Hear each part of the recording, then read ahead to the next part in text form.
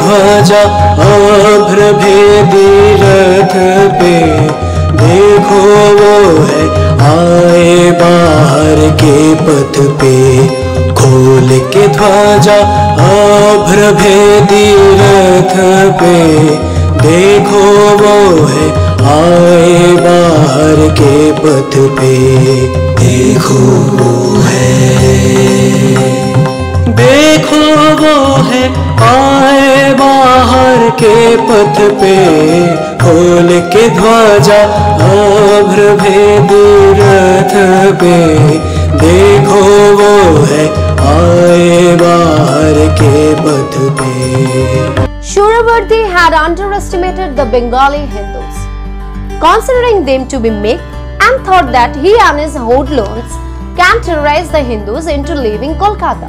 But with the Hindu majority refusing to give in, firing back and forcing Shuravardi's men to retreat, his plan failed totally.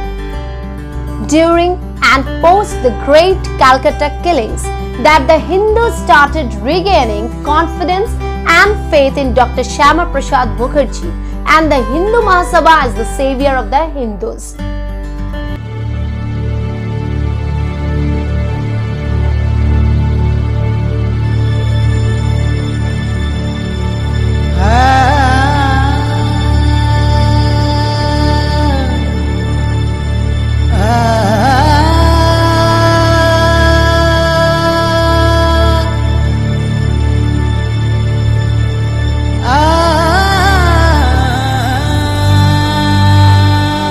There were several views behind the exact cause of the Direct Action Day. The Hindu press blamed the Shuravardi government, where the Muslim League, according to the authorities, instigated their volunteers and their affiliate corps to make sure that the Muslims are boycotting any business on that specific day, to enforce the Muslim League to demand a separate Pakistan altogether.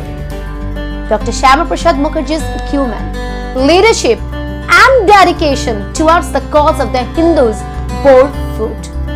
He, in his series of interactions with the Hindu community, reminded them of the brutal killings on 1946 and how the Muslim majority government of Bengal, now affiliated to the Muslim League, failed to protect their lives and property. He even succeeded in getting the Congress to join hands with him for the welfare of the Hindus.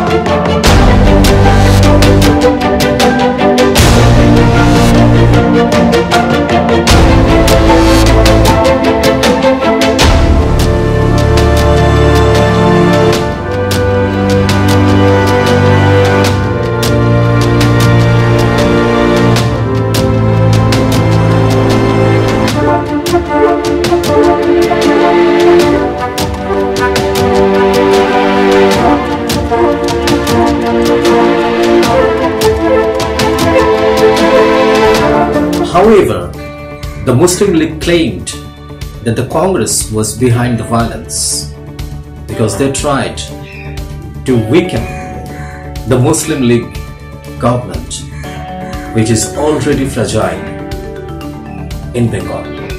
The view from the Muslim League side, nowadays partly upheld in Bangladesh, the successor state to East Pakistan, is that in fact Congress and the Hindus used the opportunities offered by Direct Action Day to teach the Muslims in Calcutta a lesson and kill them in great numbers.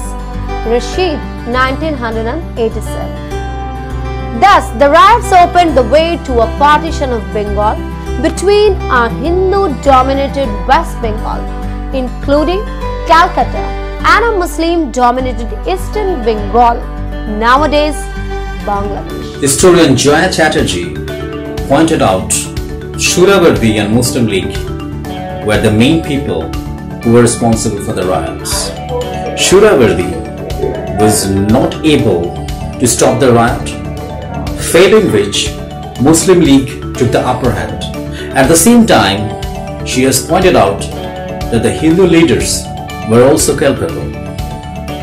The Indian National Congress, including Jawaharlal Nehru, Mohandas Karamchand Gandhi, condemned the violence, and they said that the rioting will be escalated if the riot goes on for a long time.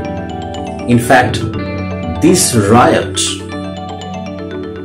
completely started the reason behind the partition of India.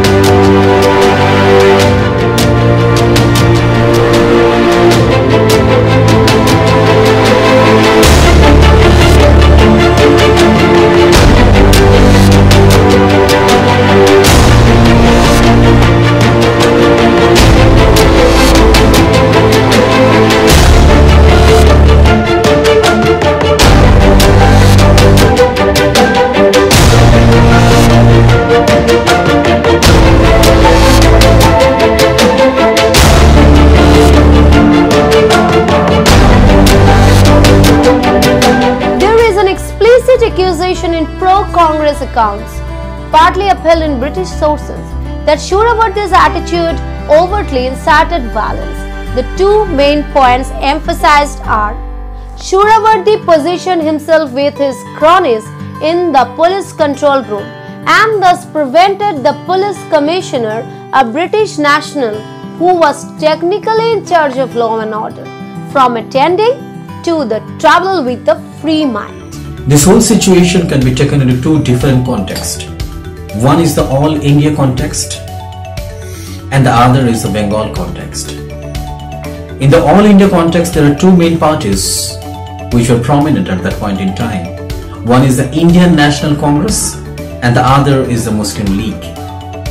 The Indian National Congress, which mainly had a base in the Hindus, though it is not exclusively for the Hindus, and the Muslim League, which had a share of the 25% of the whole population, that is, of the minorities, Muslims.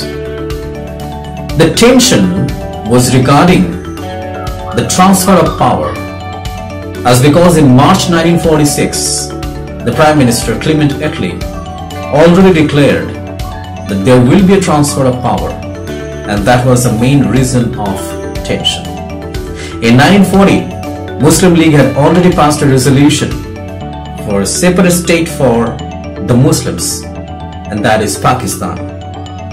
Though it was not clear whether Pakistan will be part or will be from a part of the whole confederation or will be completely and exclusively a land for the Muslims from the mainland India. Though the British were very much in the mood of not dividing the country. This much for today's episode, and thanks to all of you for watching it, for supporting us immensely, for showering your love and support on us. And as we had already made an announcement of making a feature film on Dr. Shyama Prasad Mukherjee, so we need great help from you all in the form of love, blessings, and of costly donations. And as always, you all had showed so much love and support for us, so we will be hoping, and we are hoping in future also for your support, and we hope that you all will come forward to join us and to help us to make this feature film successful. Thank you once again. Namaskar. Jai Hind. We have our Facebook channel, that is the Shyama Prasad Enlightenment Federation, and our YouTube channel National Icon, where we put all these documents from history in our audio-visual format. We request all of you to go through this precise historical depiction to make sure you know the history of Bengal properly. And it's not only you, we suggest all of you to share this information to your near and dear ones to make sure that history is known and history is not distorted. Let's take care of our people, know the history, and share the vision. Thank you so much.